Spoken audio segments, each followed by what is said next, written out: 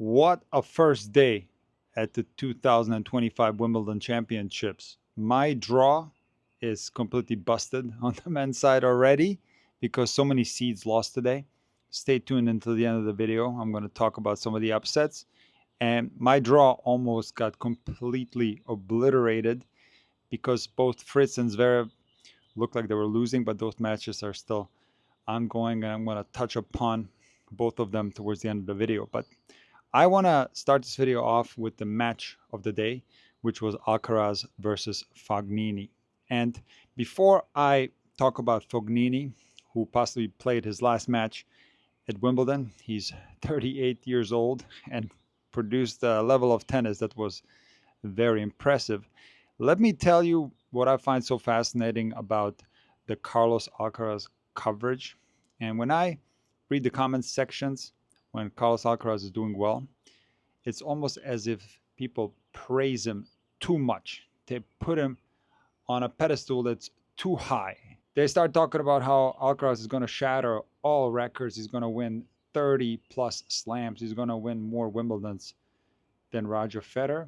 But on the other hand, when Carlos doesn't play well, it's almost the complete opposite, and everybody starts bashing Carlos. But I want to say one thing about Carlos that's different this year versus the previous years to some extent, and that's the fact that Carlos has been on a roll.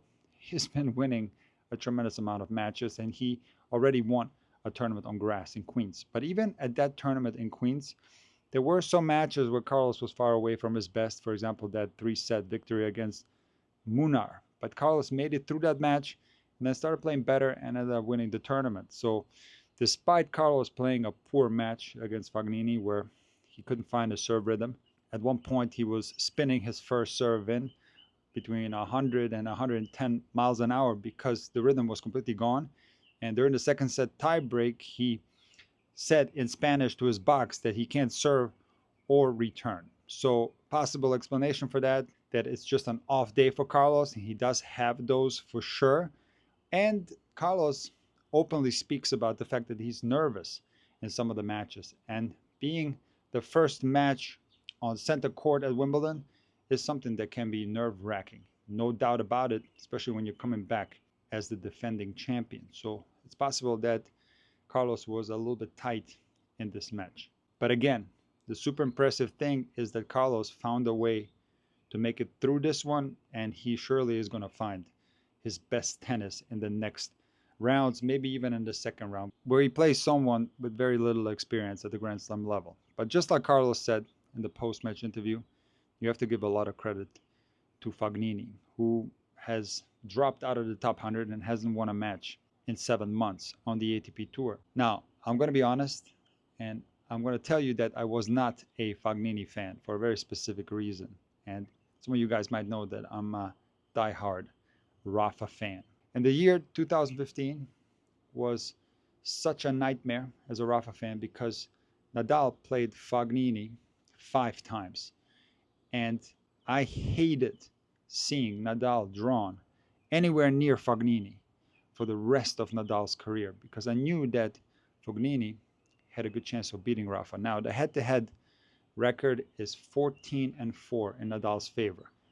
But if you go back to 2015, you will see that Fognini had Rafa's number big time. It started at the clay court tournament in Rio, where Fognini got Rafa in the semifinal 7-5 in the third. Now, you're not going to believe this, but Fognini also beat Rafa in the second round of Barcelona. So he beat Rafa 2 times in a row on clay that year. And the level of tennis that you need to possess to be able to pull off something like that against Rafael Nadal on clay is out of this world. Now, after the loss in Barcelona, Nadal did get Fognini in a Hamburg final that I remember vividly. I was so nervous watching that.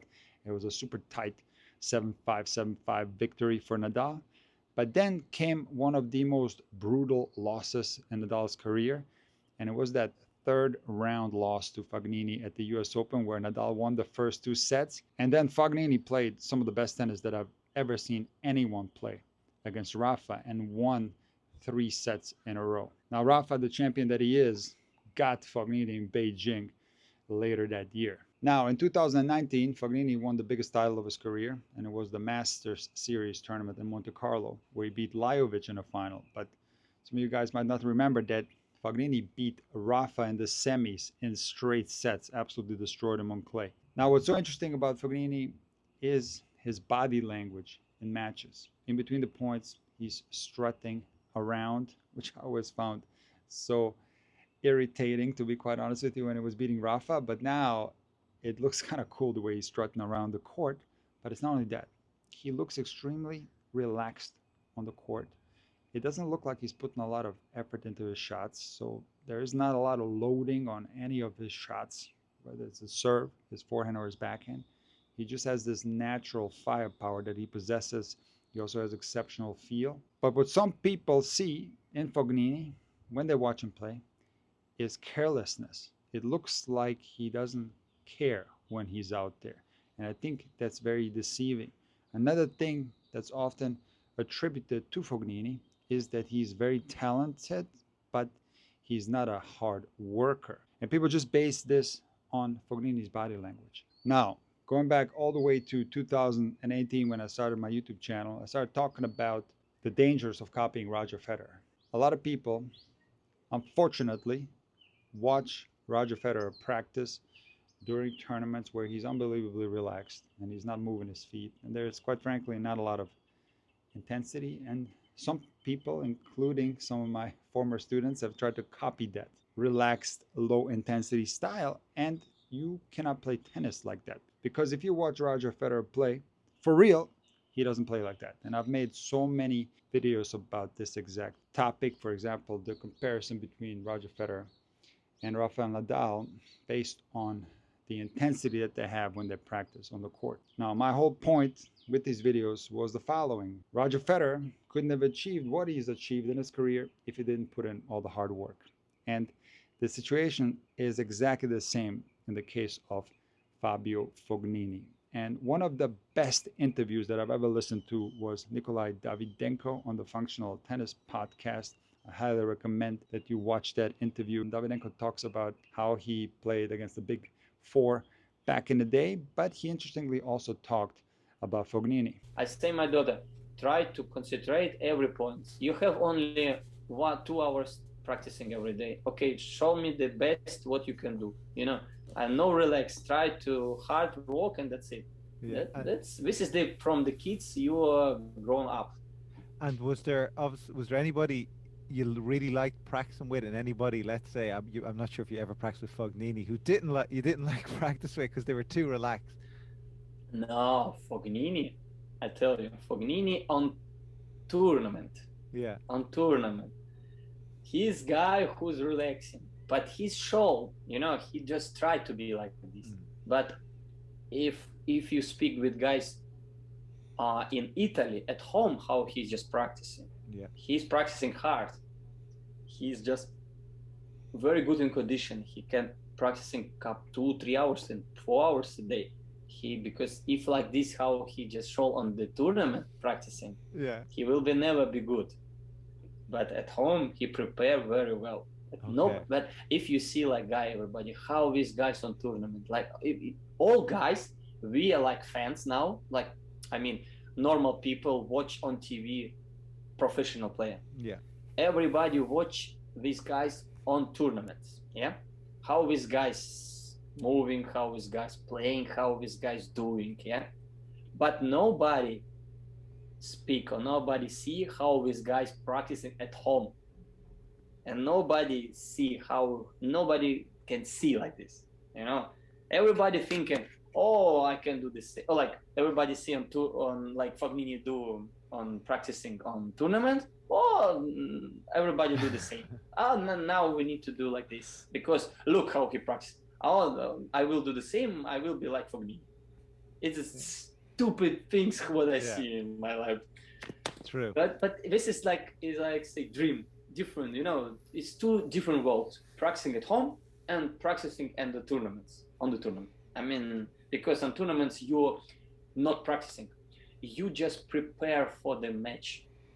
You just need to feel the balls, you need to feel the court surface, you just need to feel the weather. You feel everything. So if this is indeed Fognini's last Wimbledon match, what a perfect ending. He was able to find an incredible level of play, and he put Carlos Alcaraz in a lot of danger. That fifth set went very easily to Alcaraz, but even that set got tight because at 2-love in the fifth, Fognini had two break chances to get back on serve, and on 30-40 he had a look at a second serve. He couldn't convert there, and on his service gain down love 3, he had 40-love. He ended up losing that game. So even that fifth set could have been a lot tighter than it was, and he really pushed Carlos Alcaraz to the limit. And despite Carlos Alcaraz being nowhere near his best, that was a super impressive and inspiring performance from Fognini, doing something like this at 38 years old. I'm always going to remember Fabio Fognini as an incredible shot maker, an incredible talent, but I get very annoyed when people categorize him as someone who didn't maximize his potential. Again, just like in the case of Roger Federer, you cannot reach this level of play where you're beating Rafael Nadal 3 times on clay in Rafa's prime if you don't put in all the work. And as Nikolai Davydenko said, Fabio Fognini put in a tremendous amount of work to achieve what he has achieved in his fabulous tennis career that featured a Master Series title and a career high ranking of number 9 in the world. Now let's talk about some of the upsets. My women's draw was okay other than the Ostapenko upset, but on the men's side, this was an unbelievable draw buster. So many seeds lost, and let me talk about a couple of them that were very surprising. So Tsitsipas had to retire after being down 2-love. But I do want to mention that I find it so confusing that Tsitsipas is still playing with the Wilson blade. If you remember, a couple months ago I made a video after Tsitsipas had won Dubai where he switched to the Babolat Pure Aero 98. And I listened to an interview with Tsitsipas on the Changeover podcast where he said that playing with that Babolat racket relieved some of the arm pain that he has. And not only that, but he was hitting his biggest weakness a lot stronger, which is his backhand in that Dubai tournament. And it's by far his best result this year. Now, Tsitsipas said that he went back to the blade because that racket is better on clay. And as I discussed with Jonas on the Tennis Nerd podcast, that does not make a lot of sense to me because, as Tsitsipas has said, that racket was giving him a lot of trouble. It felt like he had to do extra work to make the same power that he used to make because the conditions are generally slower on the ATP Tour. Now, I thought that once that clay court season was over and he transitioned to the grass, that he would maybe go back to the Babolat Aero 98, but he didn't. He's still playing with that blade. So this doesn't make a lot of sense to me. But I'm going to make a comparison between Tsitsipas and Medvedev, and both of these guys are struggling this year. And of course, Medvedev has achieved a lot more than Tsitsipas in his career, so maybe it's not a fair comparison. But I think these two guys are examples of players that are struggling with the change in conditions. And just like Tsitsipas, Medvedev has been experimenting a lot with equipment, trying to get more power out of his game. So despite Medvedev reaching the final in Halle, there's a tournament with a grass surface that's very different from any other tournament. I think it's a lot faster than most other grass courts. Medvedev did well there, but as you guys probably know, Medvedev does not like playing on super slow courts. So I do think that the changes in the conditions on the ATP Tour, the balls being slower, this is hurting Medvedev and Tsitsipas. And I think this is a dangerous situation, especially for Tsitsipas, because as he continues to lose early at these tournaments, his ranking is going to continue to drop.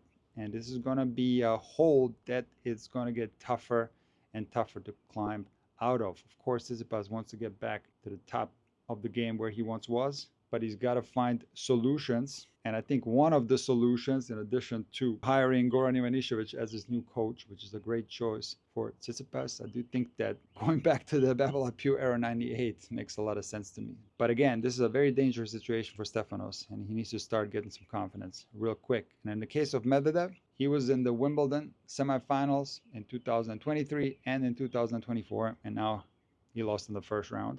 And his results this year are far worse than the previous seasons, where Medvedev reached the absolute height of professional tennis, winning a Grand Slam tournament, having chances to win more Grand Slams, being up 2-0 in the Australian Open final against Sinner, up 2-0 against Nadal in the Australian Open final, and also taking Nadal to 5 sets at the US Open final. So Medvedev had a lot of chances to win even more Grand Slam tournaments. He's an absolute legend of the game, a future Hall of Famer, no doubt about it, but it's for sure that there are problems with his performances. There are more up and down. And we need Medvedev at the top of the game because this guy is so entertaining. And I'm hoping that he's going to figure out a way to get back to his old level. Holger Rune lost to Nicolas Jarry in the first round, and I didn't think that this would be possible because Jarry has been struggling to win matches. He dropped out of the top 100. Of course, Jarry is a very talented player capable of beating the top guys, no doubt about it. But with this current level of confidence, I didn't think that this was going to be possible. On top of that, Holger Rune was up 2-0 in this match, and Holger Rune never lost a match being up 2-0. On the other hand, Nicolas Jarry never won a match being down 2-0, but it goes deeper than that. Nicolas Jarry never won a 5-set match in his career. So Holger Rune losing this one with the stats that I just gave you is an absolute head scratcher, and it is very concerning. Maybe even more so than Holger Rune's first round loss at the US Open last year to Nakashima, where he didn't play a good match and lost in 3 easy sets. Holger, in my opinion, has the potential to challenge the top guys. He's proven this at the tournament in Barcelona, where he beat Alcaraz in the final. Of course, Alcaraz in that match wasn't 100% physically, but nevertheless, Holger Rune, in my opinion, when he plays his best tennis, he's right up there with the best of them. But for whatever reason, his results, especially at the Grand Slams, are just too up and down. Brooksby against Griekspoor was a tough call. I did choose Griekspoor. Both of these guys played really well the week before Wimbledon. Griekspoor won the tournament in Mallorca, and Brooksby made it to the final of Eastbourne, where he lost to Fritz, playing some really good tennis. I uploaded a video yesterday analyzing the Brooksby serve, which is very interesting. And now we get a super interesting match in the second round between Brooksby and Fonseca. I'm going to be watching that one for sure. Let me finish this video off with Fritz versus Perricard and Zverev versus Rinderknech. And these two matches have not finished. The Zverev match is tied at 1-1, and the Fritz match is tied at 2-all. Now, in the case of Fritz against Perricard, it's a little bit of a controversy because after Fritz won the 4th set, they still had 43 minutes, I believe, to play before the curfew set in. So not sure why they stopped this match. They could have kept it going. In the context of what was happening in this match, I think Fritz could have wrapped that 5th set up in less than 40 minutes. Why? Because Perricard was on absolute fire in this match. He hit a serve that broke the speed record at Wimbledon, 154 miles per hour, or maybe it was 153, I don't remember correctly. But the fascinating thing about this record-breaking serve was the fact that Fritz chipped it with a forehand return and ended up winning the point, which is absolutely mind-boggling. So Perricard ends up winning that first set 7-6, serving absolute bombs, and the second set tiebreak, super interesting. And at 7-all, Perricard misses the first serve, and he hits a second serve at 234 kilometers per hour. And that is just absolutely insane. But it's not only that. Fritz, again, gets the return back in play. And Perricard, who didn't hit a single drop shot in the entire match up to that point, hits a perfect forehand drop shot. Not only wins that point, but wins that second set in the tiebreak. Now, Fritz did break Perricard in the 3rd set, but in the 4th set tiebreak, Perricard did get a little bit tight, up 5-1. But I will say that Fritz's athleticism is not something that people talk about all the time. But Fritz, on top of being currently the best server in the world, I have made a Fritz serve analysis video that's going to come out on my 2nd channel tomorrow. So look out for that. Fritz, not only a great server, great baseline player, but also an exceptional athlete. If you caught the final against Brooksby last weekend, you saw how Fritz was diving all over the court. That was a super entertaining match. And even in this match against Perricard, Fritz's reflexes and the way he plays defense is absolutely spectacular. His movement for sure is slept on. He's one of the best movers on tour, and that's why I put him to go all the way to the semifinals, which might not happen, okay? I think this is a big advantage to Perricard that they stopped the match, because in that 4-set tiebreak, Perricard did either hurt himself or he started cramping, but there was something going on with his leg a point prior to Fritz winning that 4-set tiebreak. So again, if they would have continued, Fritz could have won that 5th set very easily with all the momentum being on his side. And now Perricard gets to sleep on it, and maybe he comes out tomorrow and he becomes unbreakable again. So this is going to be a tough match for Fritz to win, but I still believe that Fritz will find a way to win this one. Let's see. Zverev played a lot of tennis during this grass court season, and I thought he played well. He didn't win any tournaments, but he made the final in Stuttgart, made the semifinals in Halle. And I thought that the match against Rinderknech was going to be more comfortable for Zverev, but it's an absolute battle. He's lucky that it's 1-1 in sets. He could have easily found himself down 2 sets to love. But I think sleeping on this will actually help Zverev, and I do expect him to win this one in 4 sets. I want to let you know that during this Wimbledon Championships, I'm going to try to do 1 video per day if I can. So if you haven't yet, subscribe to Intuitive Tennis, and I will see you guys tomorrow.